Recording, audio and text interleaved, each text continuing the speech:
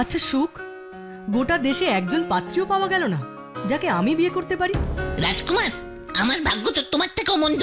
বন্ধু, তুমি এই কথা বলছো কেন? তোমার মনের ব্যথা আমায় বলো। তোমার দুঃখ মনের মতো রাজকুমারী পাচ্ছ না বলে, আর আমি আমার শাড়িকে পেয়েও হারিয়েছি। তুমি কি কখনো তার খোঁজ করেছিলে? আমাদের দেশের দক্ষিণে এক রাজকুমারীর কাছে সে আছে, কিন্তু রাজকুমার তাকে খুঁজতে হলে আমাকে যে বাইরে যেতে হবে। বুঝতে পেরেছি। বন্ধু, এক কাজ করি, আমরা দুজনে মিলে শাড়িকে খুঁজতে বেরোবো। তোমার শাড়ি যার কাছে আছে আমি তাকেই বিয়ে করব। এতে খুব সুখের কথা। তাহলে তো তোমার আর আমার দুজনেরই দুঃখ ঘুচবে।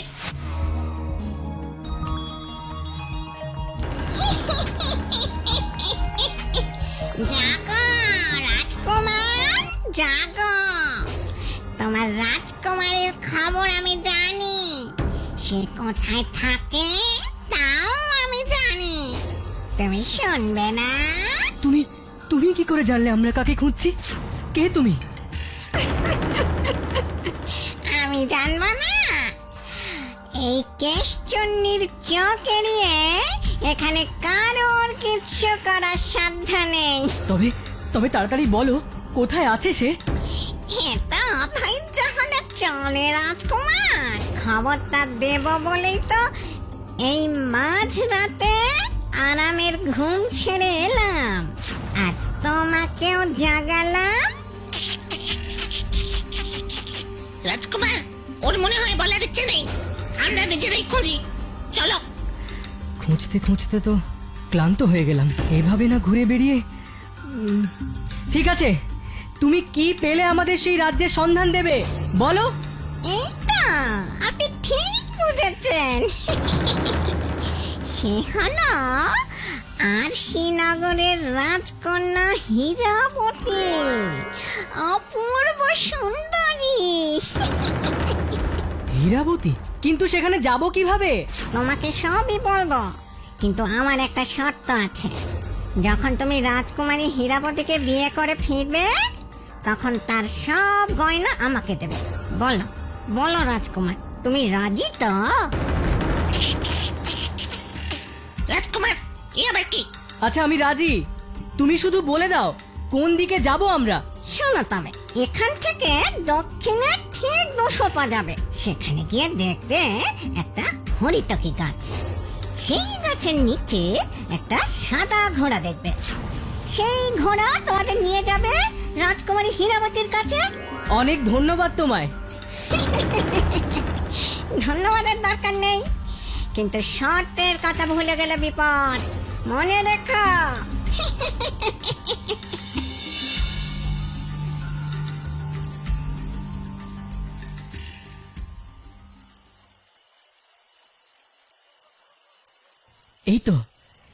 এই তো হরিতকি গাছের নিচে সাদা ঘোড়া।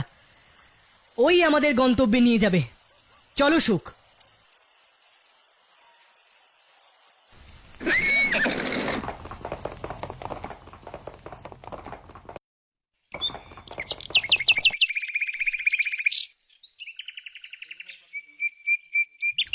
চমৎকার, এ তো আনন্দের কথা। শাড়িরও যে সুখ আছে এ খবর তো আমাদের জানা ছিল না। ওরে, কে আছিস? হীরাবতীকে সংবাদ পাঠা, গিয়ে বল তার শাড়িকে নিতে সুখ এসেছে। এখনই খবর দিচ্ছি মহারাজ। তুমি পথশ্রমে ক্লান্ত দেবদত্ত, যাও অন্দরমহলে বিশ্রাম নাও। চলুন রাজকুমার। চলুন। তোমাকে আবার দেখে মনে হচ্ছে স্বপ্ন দেখছি। আমারও খুব আনন্দ হচ্ছে। তবে রাজকুমার দেবদত্তের জন্যই আমাদের দেখা হলো। উমা, তাই বুঝি? হ্যাঁ তো, আমি রাজকুমারের কাছে শাড়ির কথা বলা মাত্রই উনি বললেন, চলো তোমার শাড়িকে গিয়ে খুঁজি। রাজকুমার খুব নরম মনের মানুষ। হ্যাঁ, সে তো বটেই। নইলে সব ছেড়ে এমন করে বেরোবে কেন? আর একটা কারণও আছে, শুধু শাড়িকে নয়, আমরা রাজকুমারের মনের মতো পাত্রী খুঁজতেও বেরিয়েছি। তার একটা ইচ্ছেও আছে। বাহ, এই তো দেখছি দারুণ ব্যাপার। ঠিক বলেছেন রাজকুমারী।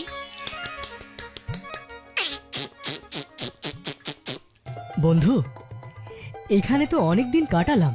এবার হীরাবতী আর তোমার শাড়িকে নিয়ে রাজ্যে ফিরি। চলো। একটা কাজ করি, আমি আগে যাই। গিয়ে মহারাজকে শুভ সংবাদটা দিই। এই তো অতি উত্তম প্রস্তাব। তাহলে দেরি না করে এখনই রওনা দিই, উৎসবের ব্যবস্থা করে গিয়ে।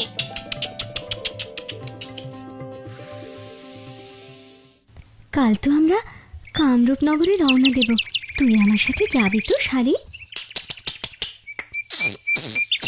অবশ্যই যাব, কিন্তু রাজকুমারী তুমি আগে পৌঁছাও, তারপরে আমি যাব। নইলে আমি আগে গেলে খারাপ দেখাবে। তুমি নিশ্চিন্তে যাও।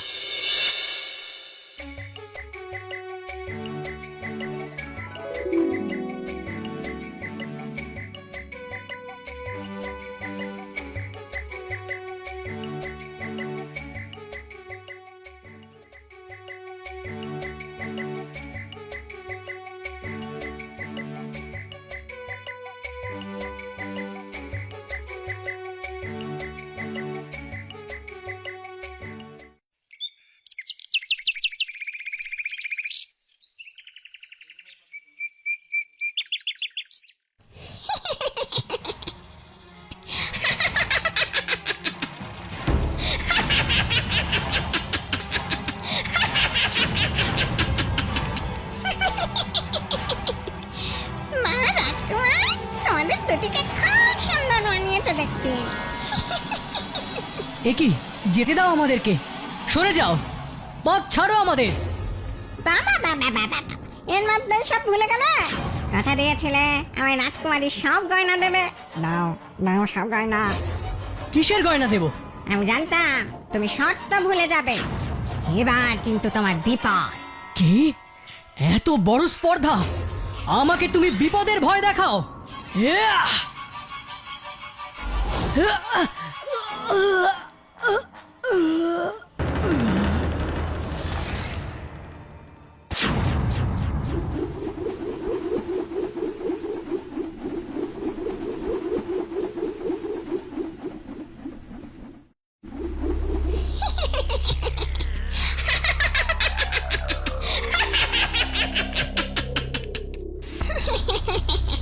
শর্ত ভেঙে আবার তলোয়ার দিয়ে ভয় দেখানো হচ্ছে। এবার কেশচুন্নিকে ভয় দেখাবার ফল দেখাও। তোমার হীরাবতী ওই কুয়োয় বন্দি থাকবে। আমাকে সোনা দিলে তবেও মুক্ত হবে।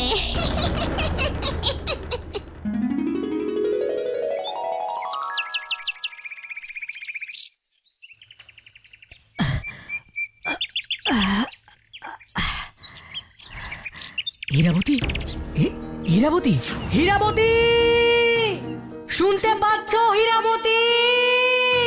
তুমি কোথায়? হে ভগবান, এ কি হলো? রাজ্যের সবাই জানে আমি বিয়ে করে যুবরানীকে নিয়ে ফিরছি। কোন মুখে আমি সেখানে গিয়ে দাঁড়াবো? পথ দেখাও ঈশ্বর, পথ দেখাও, পথ দেখাও ঈশ্বর, পথ দেখাও। একটা উপায় আছে, আমি হীরাবতীর রাজ্যে ফিরে হীরাবতীর বাবাকে সব ঘটনা বলি। হ্যাঁ, সেটাই বরং ভালো হবে।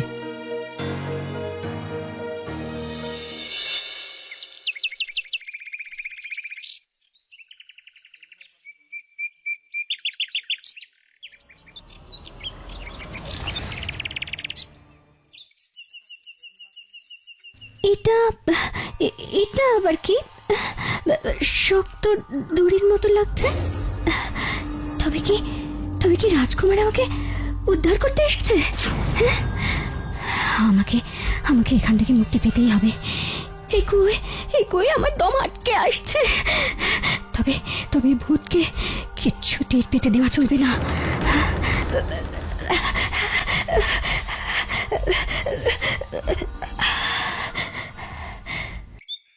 মা, সকাল হয়ে গেছে, বুঝতেই পারিনি। দেবদত্ত কোথায়? মনে হয় আমাকে খুঁজে না পেয়ে কুমার নিজের রাজ্যে ফিরে গেছে। কিন্তু আমি তো পথ চিনে সেখানে যেতে পারবো না। এক কাজ করি, আমি বরং বাবার কাছে যাই।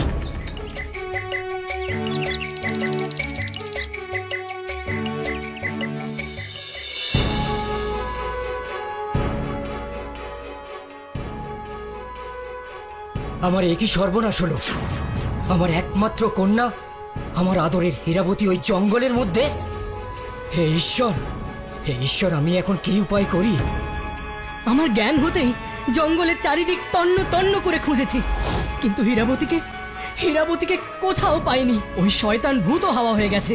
কি ভীষণ দুঃস্বপ্ন! দেবদত্ত, তুমি পরিশ্রান্ত, একটু গিয়ে বিশ্রাম করো। আমি হীরাবতীর খোঁজে লোক পাঠাচ্ছি। মহারাজ, মহারাজ, শীঘ্র চলুন, সিংহদুয়ারের সামনে রাজকুমারী অজ্ঞান হয়ে আছেন। কি সাংঘাতিক! চলো চলো চলো তো দেখি। হ্যাঁ চলো। তারপর সেই ভূত আমাকে রাজকুমারীর সব গয়না দিতে বলেছিল। আমি আর কিছু না ভেবেই রাজি হয়ে গেছিলাম। এমনটা যে হবে বুঝতে পারিনি। কিন্তু ভূত হয়ে গয়না নিয়ে কি করবে সেটাই তো বুঝতে পারছি না। এত তো ভেবে দেখিনি হীরাবতী। সে আমার কাছে গয়না চেয়েছিল, আমি দেব বলেছিলাম। কিন্তু এটা কি করে সম্ভব? রাজকন্যার গয়না তো সাধারণ গয়না নয়, ওটা আমাদের বংশমর্যাদার প্রতীক। এই গয়না একটা দুরাচারী ভূতের হাতে দেওয়ার অর্থ রাজবংশের সম্মান নষ্ট করা। না না না না, এও আমি হতে দিতে পারি না। আচ্ছা, গয়নার কথা পরে হবে, আগে মেয়েটাকে সুস্থ হতে দাও তো তোমরা।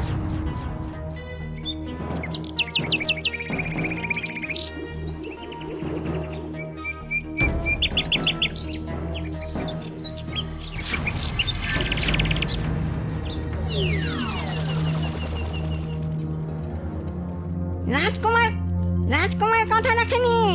রাজকুমারীও গয়না না দিয়ে পালিয়ে গেছে।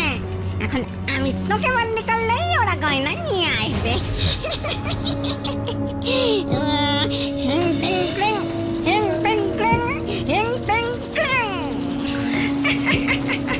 এবার আমি আর ভুল করবো না।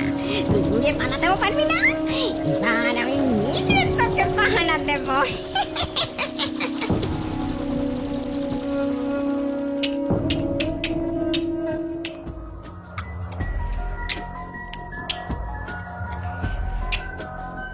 যে করেই হোক আমাকে রাজকুমারের কাছে যেতেই হবে। ভূতটা তো দেখছি ঘুমোচ্ছে। এই সুযোগে আমি উড়ে পালিয়ে যাই।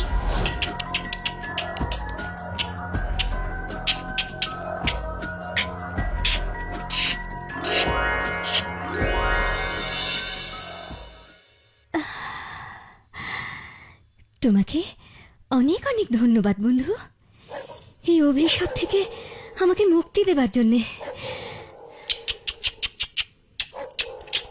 তুমি কে? তোমার এই দশা কি করে হলো?